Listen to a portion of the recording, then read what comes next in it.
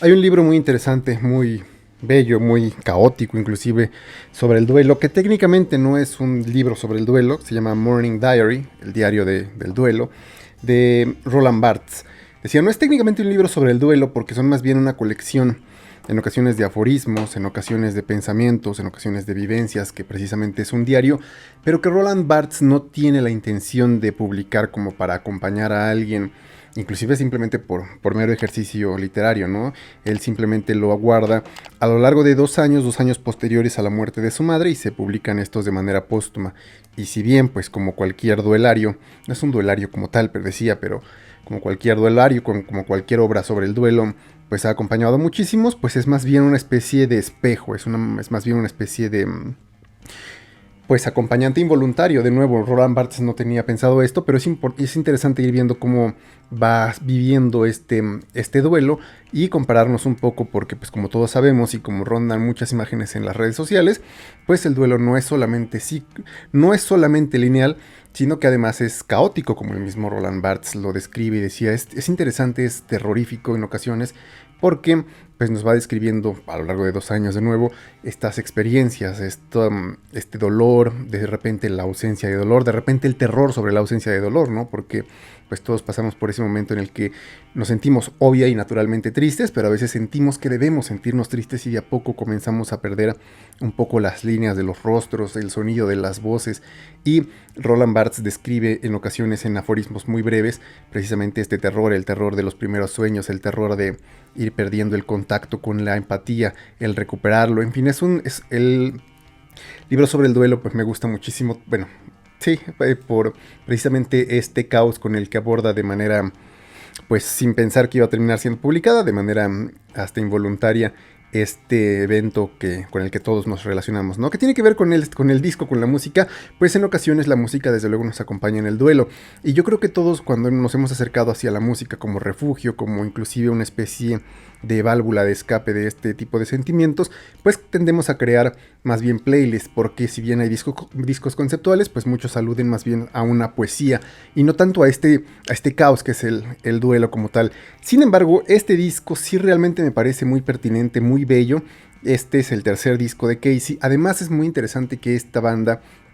sea quien termine creando este disco, que para mí es, pues no el equivalente a el diario de un duelo, el diario del duelo de Roland Barthes, pero sí muy similar. Casey es una banda que es de Reino Unido, que se funda por ahí de 2011, por inicios de la década pasada, pero en 2019 hacen 2 discos, terminan su momento, ellos deciden separarse, no sin antes pues haber creado 2 discos también muy bellos, pero que sí tienden muchísimo a las raíces que les crean, que son screamo, que son post-hardcore. Es muy interesante, les recomiendo los 3 discos si es que les gustan pues los temas más o menos del screamo, los temas un poquito del duelo, los temas un poquito más profundos, por lo menos adornados o creados con una elegancia pues, hasta gramatical. Tom Weaver, el vocalista, además es un gran escritor porque su música, sus composiciones, sus letras no son rebuscadas, sin embargo sí son distintas, vamos, en torno a, a estos tracks, a estos géneros screamo, que muchas veces son más bien muy directos, muy fúricos, muy simples hasta cierto punto. Él sí tiende a adornar muchísimo con mucha elocuencia, y los 3 discos son muy buenos en ese sentido, así que si les gustan las letras, recomendados los 3. Pero además, sobre todo, nos cuenta su historia personal. Él es una persona que ha luchado con la depresión como muchos, pero además es una persona físicamente enferma. De hecho, el primer disco que sacan en 2016, Love is Not Enough, El amor no es suficiente, sí es un disco sobre el amor, no un disco conceptual completamente, pero sí un disco sobre las diversas formas y los diversos destinatarios del amor. Pero el amor no es suficiente, no solamente habla del amor y de la depresión, sino en ocasiones sobre cómo sentirse amado siendo una persona deprimida, y en ocasiones sobre cómo amar a alguien, o más bien no cómo amar a alguien, sino el amar a alguien y sentirse incapaz de ayudarle cuando está pasando por momentos oscuros, ¿no? Esa impotencia, esa imposibilidad de acercarse a una persona que vemos que se está destruyendo, pero que pues realmente a su vez esta persona está siendo imposibilitada inclusive de pedir ayuda, aun cuando también nos ama, por eso se llama El amor no es suficiente. Ese disco sí tiene un poco más de furia, sí tiene un poco más de raíces, pues más post-hardcore, un poquito más screamo. Tom Weaver tiene una gran voz, sí hay cleans, si les gusta, por ejemplo, Pianos Become the Teeth,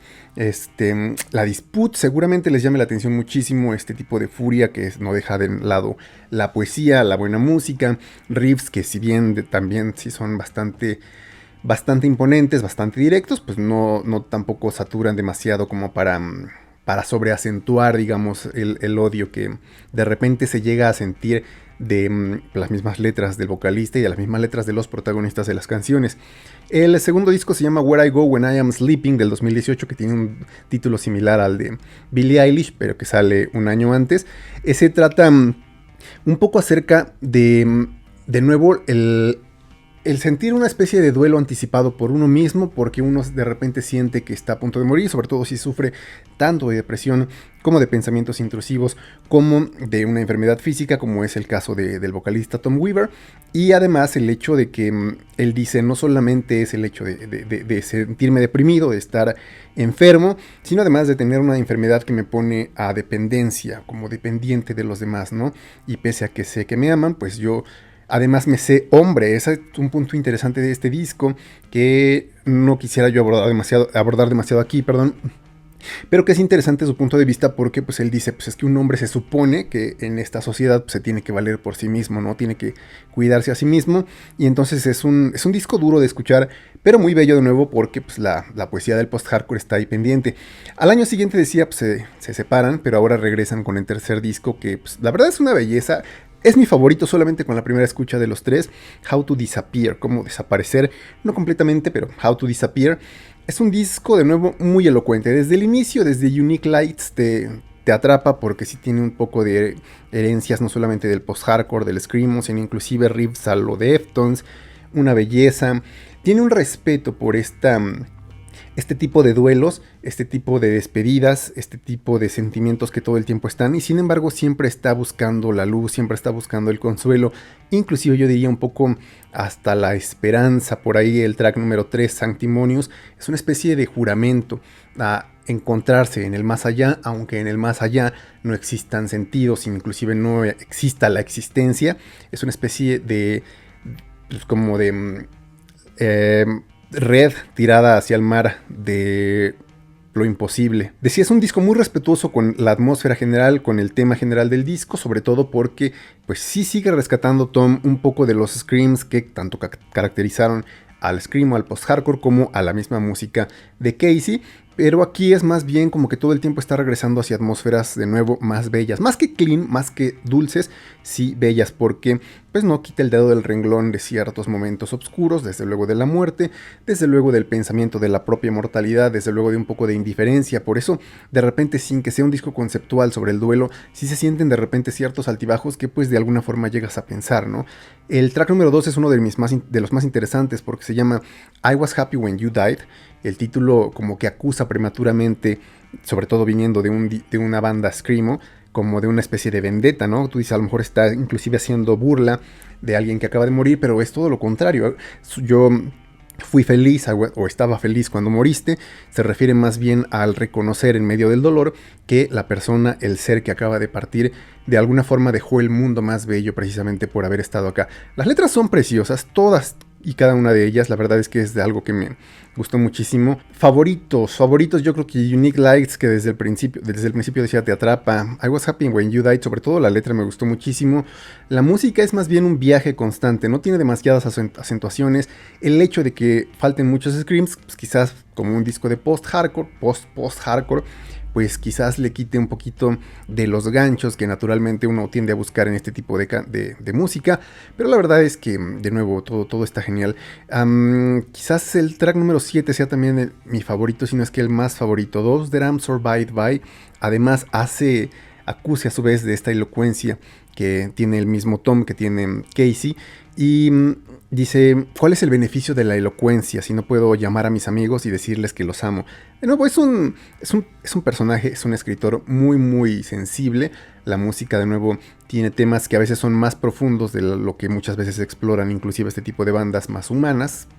porque pues vamos, el post-hardcore muchas veces tiende a ser demasiado visceral en los sentimientos, pero de nuevo, tanto la elocuencia, la forma de escribir, de repente estos viajes que sí se acercan un poquito a la furia, no deja de estar ahí una especie de insatisfacción a lo largo del disco con estos temas, con la debilidad. Sin embargo, este es el disco en el que más menciona como tema pues no principal, pero recurrente, la felicidad, y es que de nuevo pues recuerda mucho el pasado, no como añoranza, sino como que algo que valió la pena vivir. El track número 4, For Katie, para Katie, es no sé si para una chica que murió. De repente las letras sí son un poco obscuras, por lo menos en cuanto a los significados, pero es acerca de estas reminiscencias. Dice, recuerdas cuando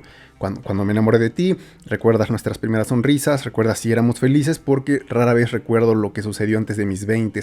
Son cosas con las que te puedes identificar y de nuevo fue una experiencia preciosa, fue un gran regreso y me parece que además el hecho de que regrese una banda así, con un Tom Weaver que pues ha sido una persona pues hasta cierto punto frágil sin hacerlo o decirlo de manera peyorativa, pero que es muy sensible, me parece que era pues como un disco muy bueno, sobre todo para ir saliendo de luego las obscuridades que vienen de fin de año, ¿no? Es un disco nuevo de enero de 2024, el disco de la semana desde luego para este canal. Espero que les guste, si le dan una escucha, y pues esto ha sido todo de momento. Que vivan una gran vida y que pues siempre recuerden los momentos felices de los que ya no están. Hasta la siguiente.